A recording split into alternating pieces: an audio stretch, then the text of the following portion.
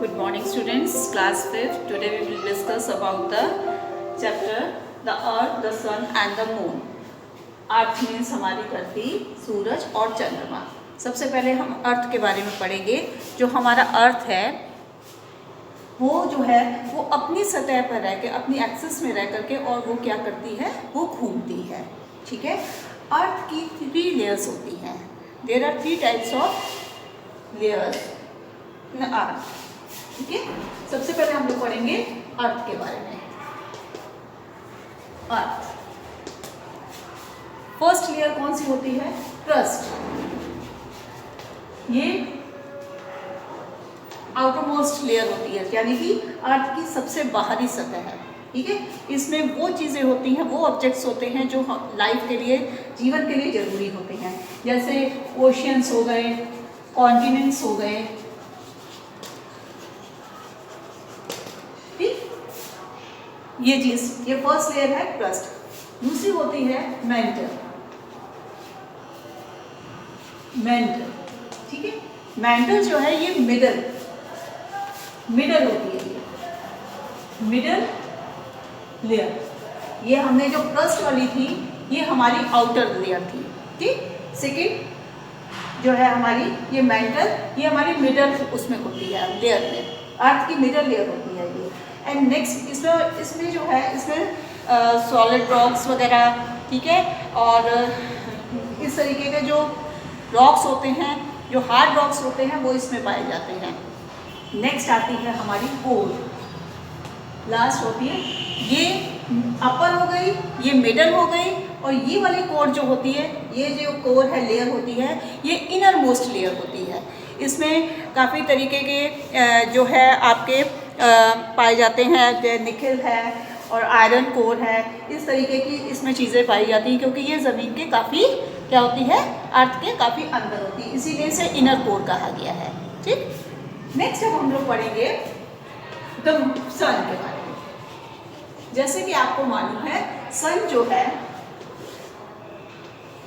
वो हमारी अर्थ से काफ़ी दूर है। ठीक है। और सन को क्या कहा गया है?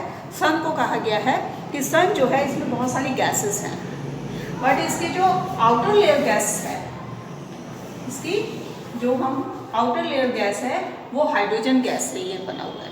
ठीक। और वैसे इसमें हीलियम गैस, हाइड्रोजन के अलावा इसमें हीलियम गैस भी होती है। ठीक है। नेक्स्ट जो है वो हम पढ़ेंगे द मून। मून के बारे में पढ़ेंगे। जैसे आपको मालूम है, मून, चंद्रमा जो रात को चमकता है। ठीक है। चंद्रमा हमारा जो है वो रात को चमकता है, मून हमारा। ठीक है। ऐसा नहीं है कि वो दिन में नहीं होता है, दिन में भी उसकी चमक उतनी ही होती है, क्योंकि इसकी अपनी रोशनी तो है नहीं चंद्रमा की। ठीक है। ये किसकी रिफ्लेक्शन से चमकता है? सन के रिफ्लेक्शन से। ठीक है। ये सन के रिफ्लेक्शन से चमकता है।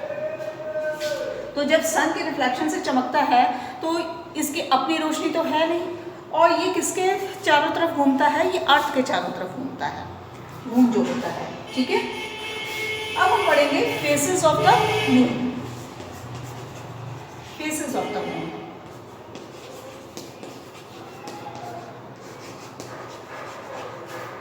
अब हम देखेंगे कि मून के फेसेस कौन कौन से होते हैं। ठीक है। सबसे पहले इसमें हम देखेंगे तो एक सबसे पहला इसका मून का आता है, जो वो होता है रिसेंट मून। रिसेंट मून होता है। ठीक है। जब हम लोग आसमान में देखते हैं तो हमें कभी कभी चांद इस तरीके में नजर आता है। ठीक है। इस तरीके का सबसे पहले हमें ऐसा नजर आता है, बहुत कम पार्ट उसका नजर आता है। ऐसा नहीं है कि उसका ये वाला पार्ट जो है वो उगता ही इतना है, ऐसा नहीं है। ये वाला जो पार्ट है ये क्या रहता है, ये छिपा रहता है। ठीक है।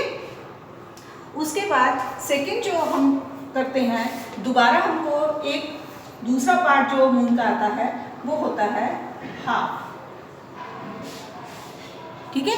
इसको हम कहते हैं हाफ मून। एंड उसके बाद फिर उसके बाद थोड़े दिनों बाद हमको ऐसा मून नजर आता है, यानी कि इतना पार्ट अभी भी छुपा हुआ है। जैसे इसमें छुपा हुआ है, जैसे इतना इसमें छुपा हुआ है और इसमें भी इतना पार्ट छुपा हुआ है, इसे कहते हैं गिब्बस मून। और लास्ट में हमको नजर आता है ये, इसको हम कहते हैं फुल मून।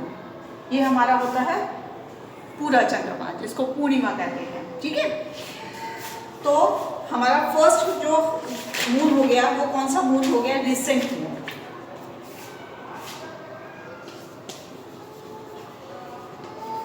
रिसेंट मून हो गया।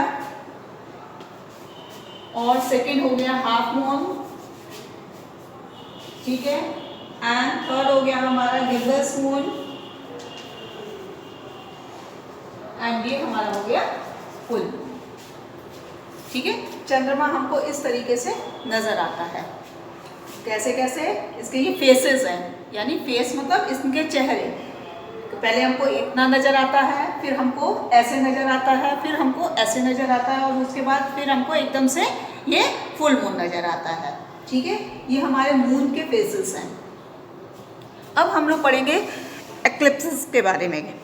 एक्लिप्सिस क्या है? एक्लिप्सिस किसे कहते हैं? एक्लिप्सिस कहते हैं ग्रहण को। एक्लिप्सिस कहते हैं ग्रहण को। ठीक है, कभी कभी हम देखते हैं कि ग्रहण लगता है। ठीक है, जैसे कि आपको मालूम है जो पृथ्वी है हमारी, वो सूरज के चारों ओर चक्कर लगाती है। ठीक, और चंद्रमा पृथ्वी के चारों ओर घूमता है ना। कभी कभी ऐसी सिचुएशन आती है कि चंद्रमा जो है वो सूर्य और जो पृथ्वी है, धरती है, उसके बीच में आ जाता है चंद्रमा। जब ऐसा हो जाता है तब क्या होता है? तब ग्रहण, उसको ग्रहण कहा जाता है। इस तरीके से जब एक ही उस पे, एक ही लेन में जब सन, मून एंड अर्थ हमारे एक ही लाइन में आ जाते हैं, एक ही लाइन में आ जाते हैं, तब क्या, कौन सी कंडीशन आ जाती है? तब एक्लिप्स की कंडीशन आ जाती है, यानी कि तब हमारा क्या हो जाता है? ग्रहण हो जाता है। जैसे कि आपको मालूम है ग्रहण भी जो है, जो एक्लिप्सिस हैं, वो भी 2 टाइप्स ऑफ एक्लिप्स होते हैं। कौन कौन से? Solar eclipse, solar eclipse and lunar eclipse. Lunar eclipse अलग अलग ग्रहण पड़ते हैं। ठीक है, एक हमारा होता है सूरज ग्रहण और एक हमारा होता है चंद्र ग्रहण। ठीक है, इस तरीके से कुछ डिस्टर्बेंस, कुछ एक दूसरे का बीच में आ जाना, यानी कि अर्थ का, मून का सन और अर्थ के बीच में आ जाना। तो इस तरीके से जो डिस्टर्बेंस हो जाती है, जब सब एक ही लाइन में आ जाते हैं, ठीक है, जब सन भी, मून भी एंड अर्थ भी हो गया, तो वो डिस्टर्बेंस क्रिएट होता है। तो उससे फिर क्या हो जाता है? ऐसी कंडीशन को क्या कहते हैं हम? ऐसी कंडीशन में हम कहते हैं कि एक्लिप्स, यानी कि ग्रहण कहा जाता है इसको। क्लियर? समझ में आया ये चैप्टर? ठीक है, हैव अ नाइस डे।